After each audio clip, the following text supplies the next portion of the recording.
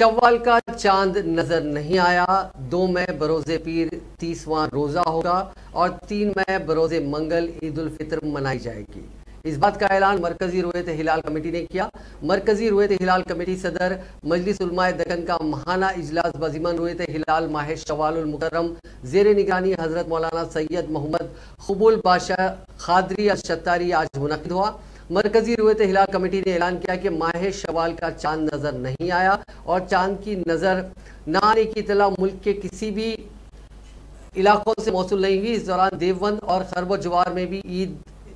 یعنی شوال کا آج چاند نظر نہیں آیا، جس کے بعد ملک کے دیگر حصوں سے رابطہ کر کے چاند کی تصدیق کی گئی، لیکن کہیں سے بھی چاند کی مصدقہ اطلاعات موصول نہیں ہوئی، جس کے بعد دارالعلوم دیوبند کی رویت ہلال کمیٹی نے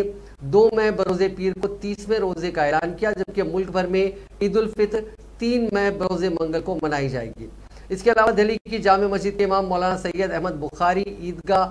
ایش باغ لکھنؤ سے مولانا خالد رشید فرنگی محلی کے علاوہ بہار، بنگال اور مہاراشٹر سمیت ملک کے کسی بھی حصے سے چاند